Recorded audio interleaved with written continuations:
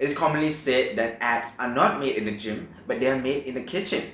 We are what we eat, and therefore, we are only fit and healthy if we eat healthily. With a variety of diet plans and fat trends out there, it can be confusing for us to choose and follow which is best for us.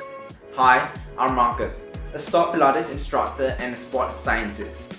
If you like this video and want more content like this, do give us a thumbs up and hit the subscribe button. Remember to click the bell icon to get notified when we post new videos.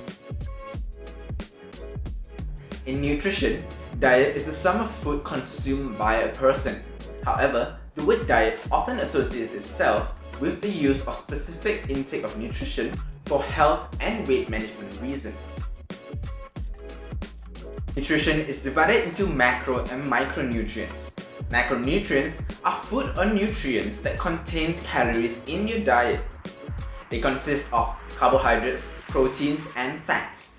The fourth macronutrient is alcohol, but is not included in your diet. Carbohydrates such as rice or bread and proteins such as meats or beans contain 4 kilocalories per gram. Fats such as oils contains 9 kilocalories per gram, and alcohol contains 7 kilocalories per gram. We'll get more into the recommended daily intake of macronutrients later. Micronutrients, on the other hand, does not contain any calorie. They consist of vitamins and minerals.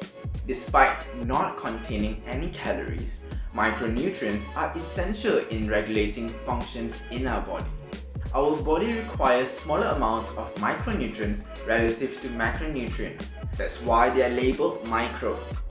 The amount of micronutrient intake recommended is often labeled as RDA, recommended daily allowance, or RNI, recommended nutrient intake. The value of both macro and micronutrients can be found on the nutrition fact label, often attached on the side or at the back of food products. The Ministry of Health Malaysia has reported their RNI for Malaysia as well. This is a better guideline to be used and is based on the needs of us Malaysians. Here is the table of the recommended nutrient intake of micronutrients published by the Ministry of Health Malaysia back in 2017. They are reported in detail based on gender, age, and pre- and postnatal periods. Most diet plans are fads, too extreme, and may not work for you. This is because they are poorly researched and may have many different explanations online. If the diets are practiced wrongly, they may do more harm than good to your body. These diet plans are not sustainable and the results are only temporary, especially when they are misunderstood. The two common dietary guidelines by the USDA, the My Pyramid and My Plate, are simple and can be easily followed.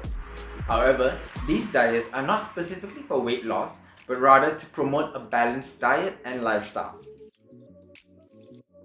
Calorie Deficit is one of the most reliable diet plans backed up by research and science. This diet plan follows the concept of consuming lesser calories than you burn. A daily calorie deficit of 500 calories is recommended for this. However, you first need to identify your total daily energy expenditure.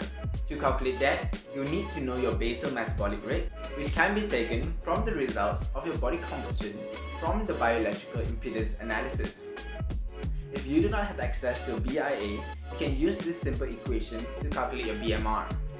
Once you have the value of your BMR, simply multiply it by the value of your physical activity level. The value of your physical activity level depends on how active you are. The more active you are, the higher the value of your PAL.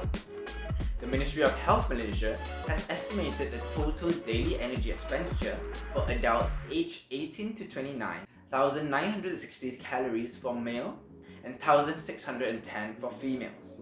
Adult aged 30 to 59 has a total daily energy expenditure of 1,920 for male and 1,660 for females.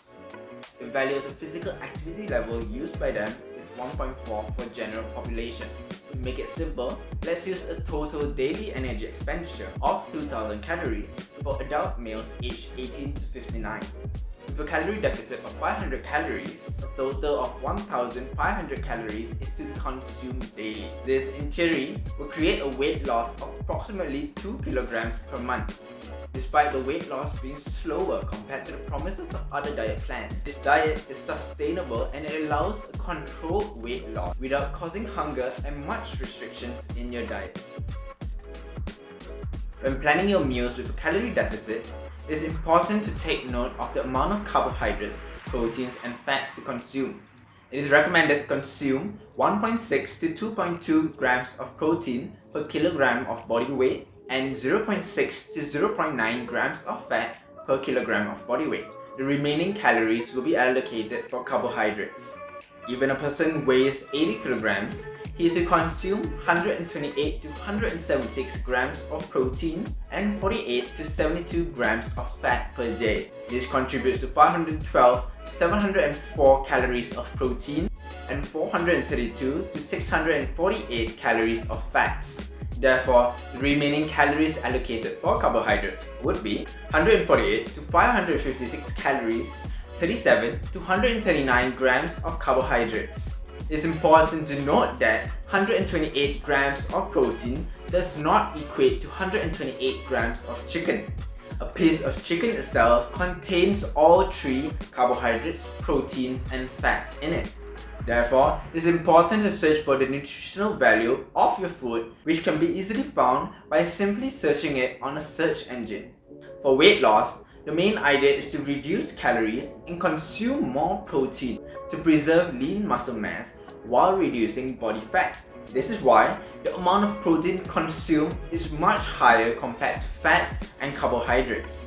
It's important to plan and control your meals, especially during your weight transformation program. Watching what you eat is no easy task, but it does get easier with practice. If you have any questions about nutrition, drop them down below in the comments. Stay tuned for more videos like this. Until then, see you!